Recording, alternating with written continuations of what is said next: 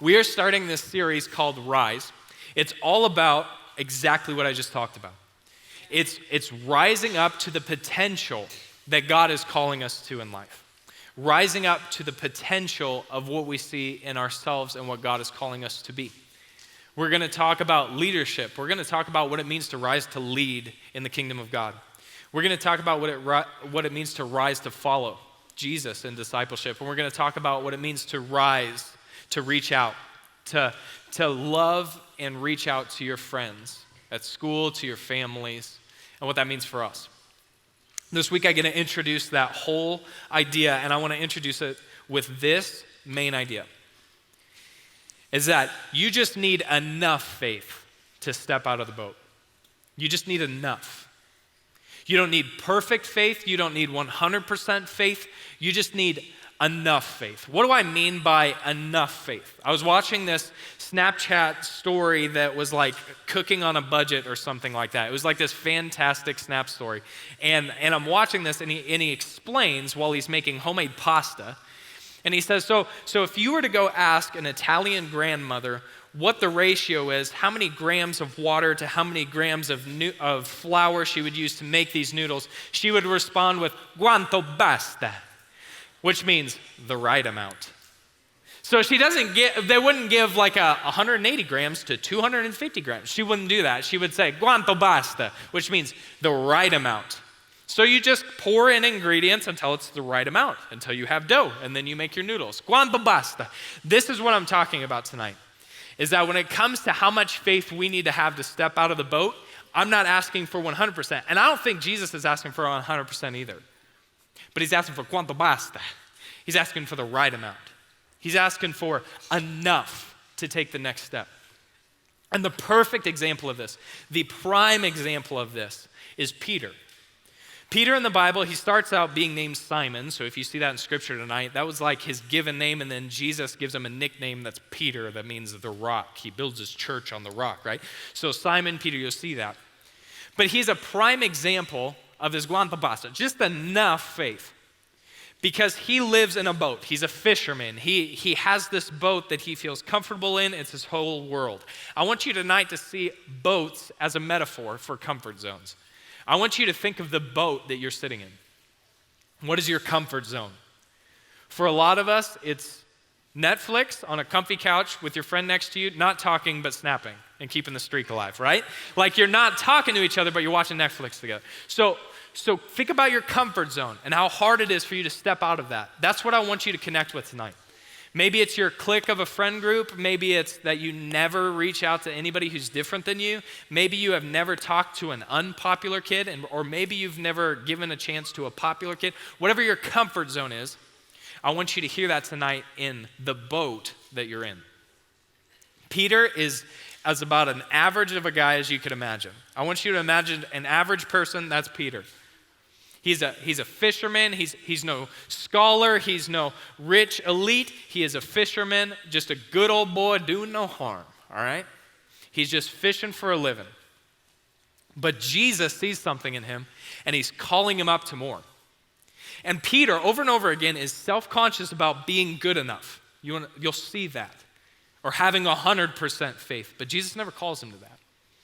Which should give you peace in your heart, that you don't have to have perfect faith either in order to take the next step. So the story all starts in Mark chapter 1, verse 16 through 18. It goes like this. As Jesus walked beside the Sea of Galilee, he saw Simon, that's Peter, and his brother Andrew casting a net into the lake, for they were fishermen. Come, follow me, Jesus said, and I will send you out to fish for people. And at once they left their net and followed him. So there's two interesting points here. If you're savvy like I am, you read that and you go, what kind of person just turns around, leaves their whole living, and immediately follows someone? Good question.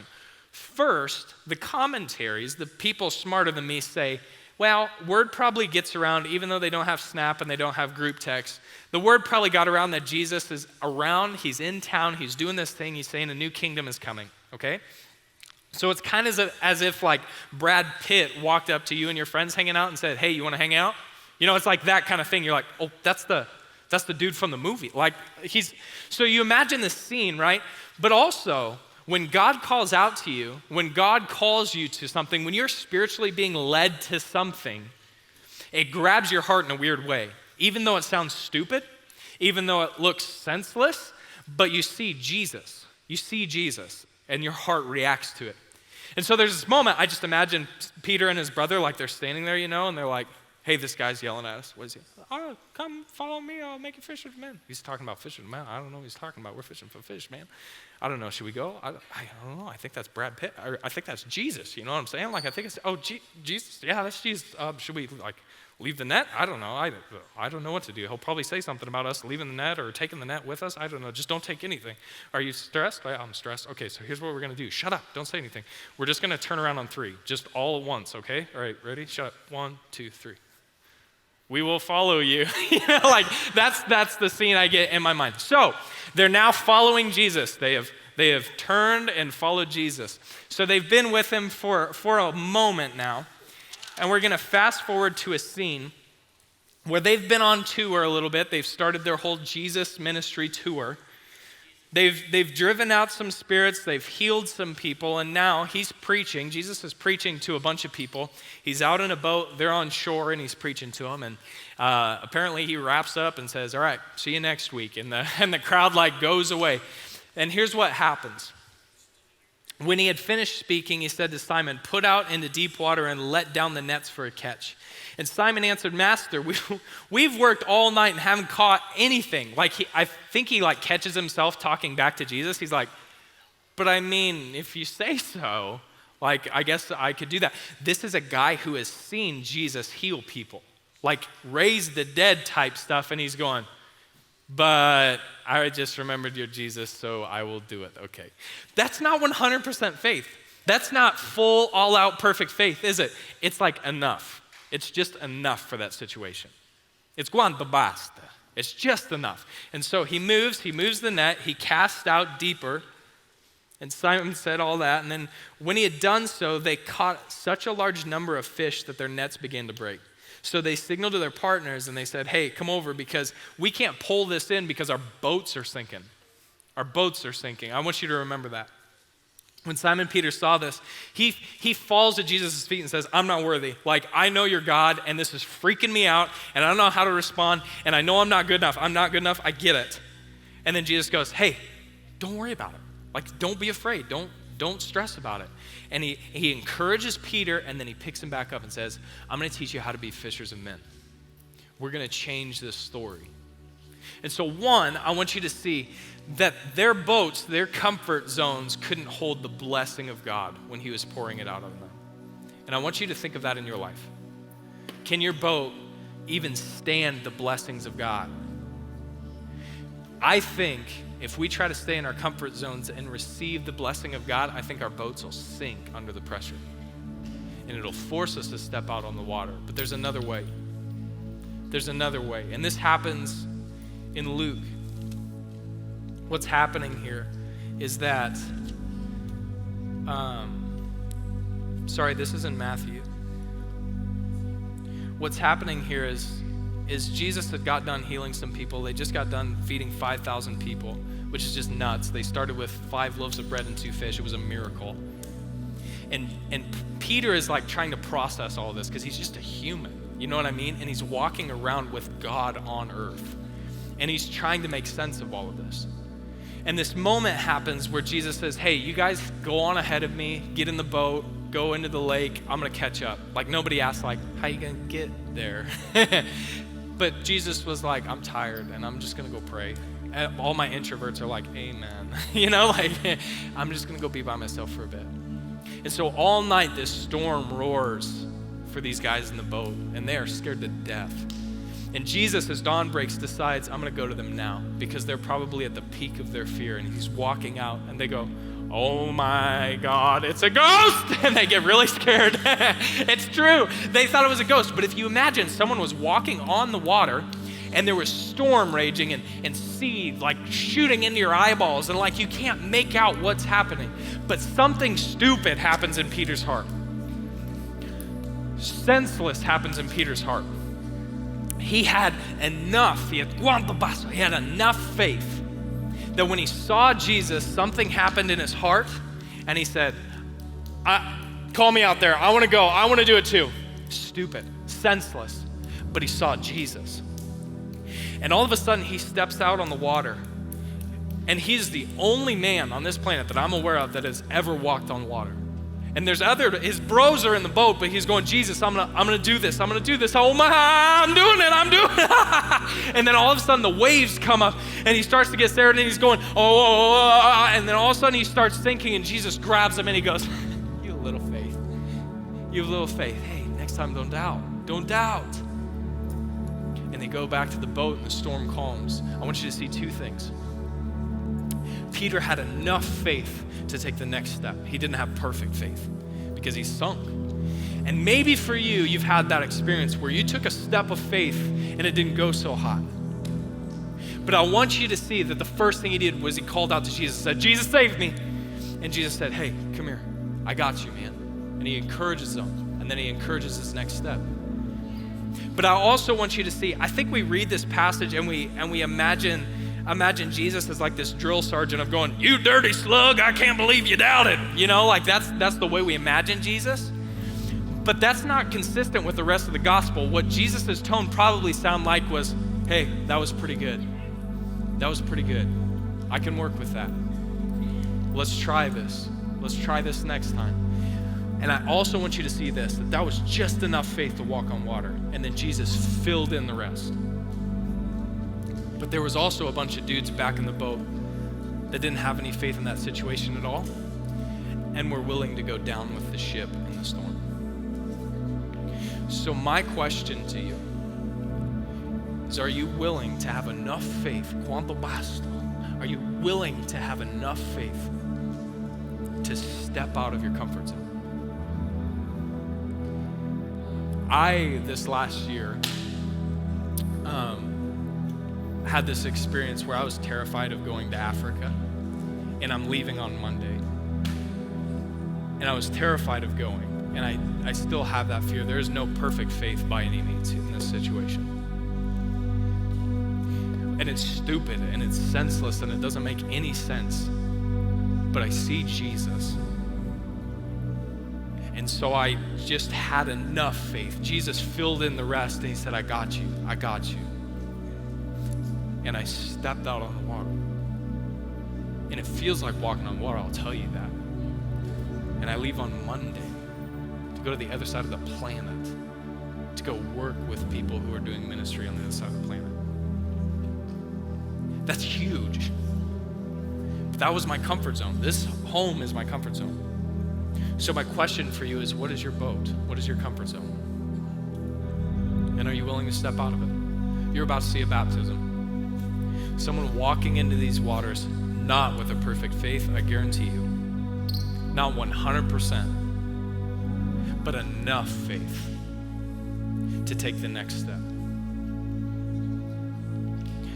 Could you have enough faith to walk on water? So Peter was never perfect. Peter was never perfect. He was never 100%. He didn't have this perfect faith going into anything. And maybe you feel that way too. And even the student that just got baptized, it wasn't perfect, but it was enough. And Jesus meets her where she's at, and he says, hey, I got you. Whenever you need me, I got you. And I know you'll never be perfect, but I got you. And Peter was so far from perfect, unbelievably far from perfect. There were moments where he would see miracles and then he would doubt right after.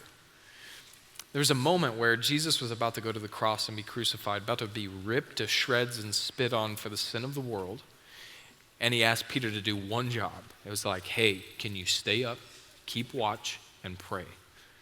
Peter falls asleep. And Jesus comes back, and the soldiers are coming to take Jesus away to be crucified. And Peter decides it's time to defend his honor now, so he gets out a sword and attacks and lops off a soldier's ear. And Jesus is like, what are you doing? And he picks up the dude's ear and puts it right back on. He says, knock it off. Peter was so not perfect. Peter was so unbelievably not perfect. But then there's this moment where the hammer finally fell. And Jesus told Peter, he said, hey, there's going to be a moment coming up that you're going to deny me 3 times. almost to my face. And Peter's like, I would never do that. I would rather die than do that. I love you. I've followed you for like 3 years. You're my best friend. I'm not going to. But maybe that's you. Like, how many times have you said you'd never do that thing, and then you did it? How many times did you say, I would never do that to them, but you did it? How many times have you said, I would never say that, but then you said it? So the hammer finally drops because Peter follows Jesus as the soldiers take him away. And he comes to this place while they're taking him out to be on trial, and he comes to this place where there's a charcoal fire going, and he sits down around people, and the people start going, hey, you're that guy who was with Jesus. He goes, I don't know what you're talking about. And then another person goes, yeah, you're from like Galilee. You're not even from here. You're probably with him. And he goes, I have no idea what you're talking about. I don't know the man. And then finally someone says, I know, I saw you with him. And he goes, I don't know him. And he looks up, and right as he looks up, he looks into the eyes of Jesus staring back at him. And he weeps bitterly. Because what Jesus said just came true. The hammer fell. And maybe that's where you're at tonight. In your life, somewhere the hammer's fallen. And the thing that you said you would never do, you've done. And the thing you've said you would never say, you've said. And you can't take it back. What now? So they take Jesus. He's innocent. They crucify him, rip him to shreds. But God knew it all had to happen because someone needed to take the punishment for the sins of the earth. And that was Jesus, the only one that could ever be 100% perfect.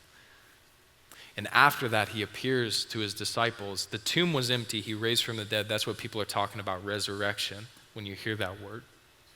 The tomb was empty. He's appearing to his disciples in this new heavenly form. He's risen from the dead. He's God, and he's checking in with these guys. But even after that, Peter is so destroyed at the fact of how hard he failed, at the fact of how hard the hammer fell, and how much of a disappointment he was and how much guilt he felt, that even after he had seen the resurrected Jesus Christ Messiah, he decided, I'm going to go back to fishing.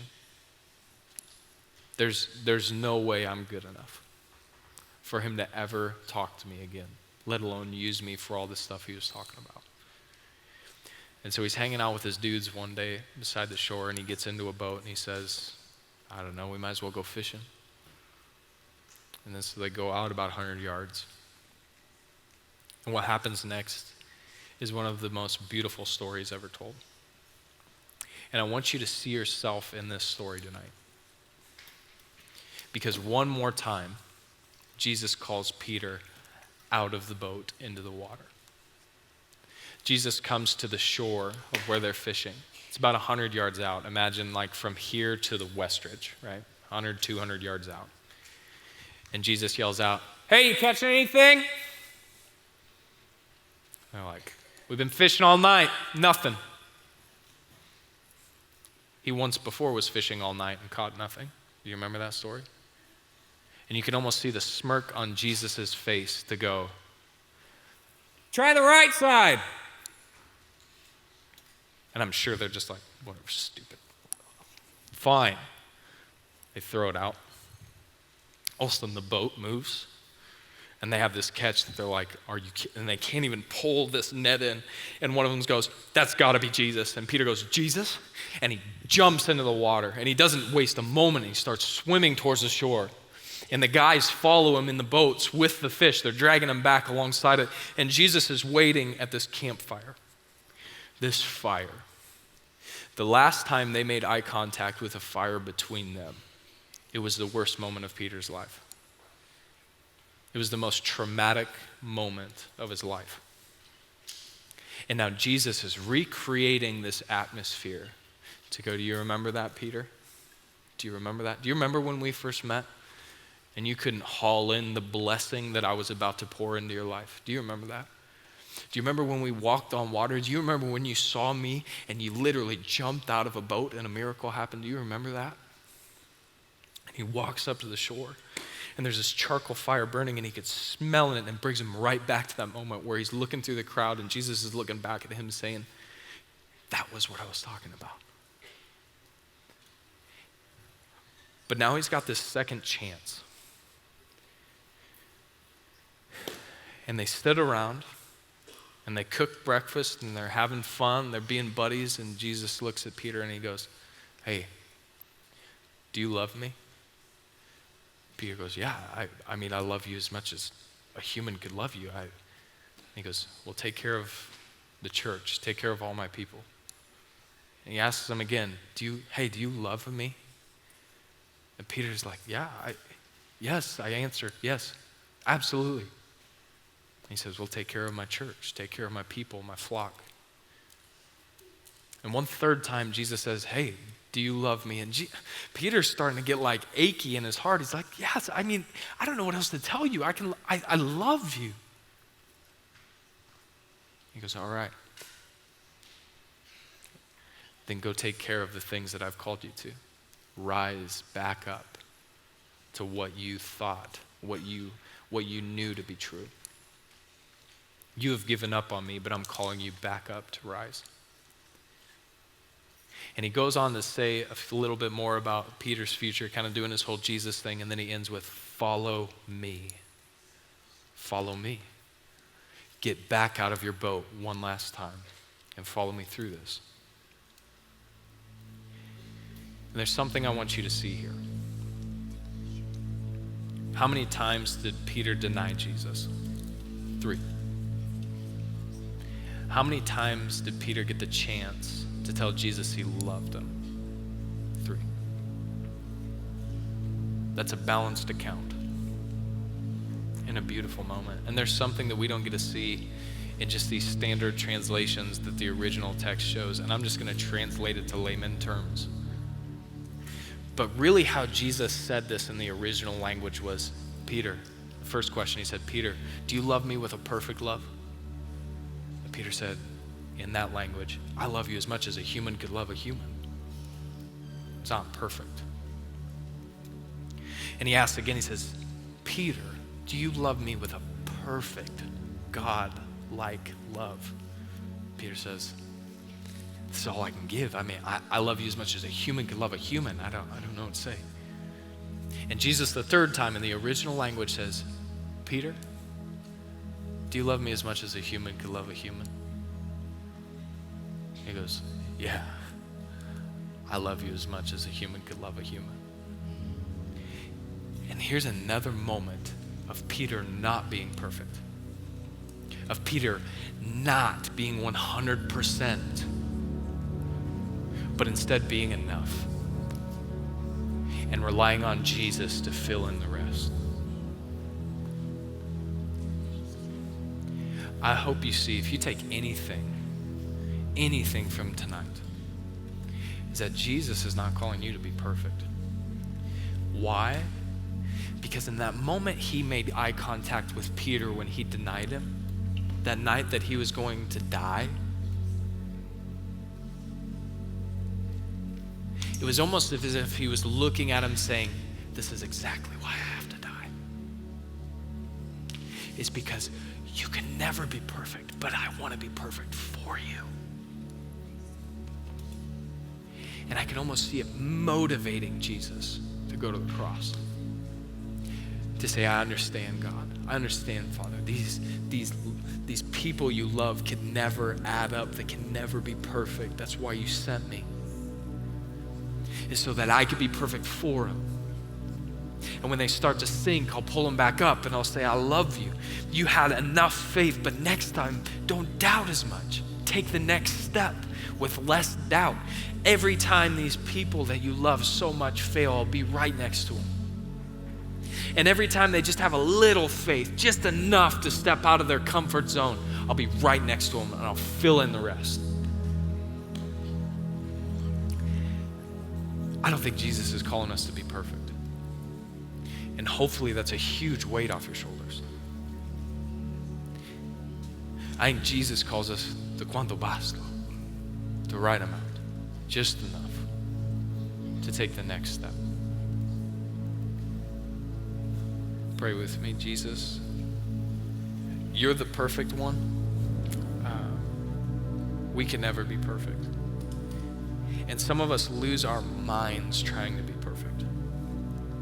Perfect for our parents, perfect for our friends, perfect for our coaches, our teachers, whatever. And we can't sleep at night because we're so tied up in this idea that we've got to be perfect. I don't see that as a possibility, God. I see you sending Jesus to fill in the margin where we can't be perfect, to be perfect for us. I pray for the person in this room tonight that the hammer has fallen, that they feel despair and guilt that they could never look you in the eye again. I pray that you would bring their chin up to look into your eye one more time to hear, how much do you love me? I'll meet you where you're at, and I'll never let you sink. I pray that tonight in our small groups, that we're not a distraction to the conversation, but that we add to it. That we genuinely care about the people around us. That we genuinely listen to the needs of our peers. And that we're honest about where we feel like we've got to be perfect, but we don't have to be. Thank you for sending Jesus to be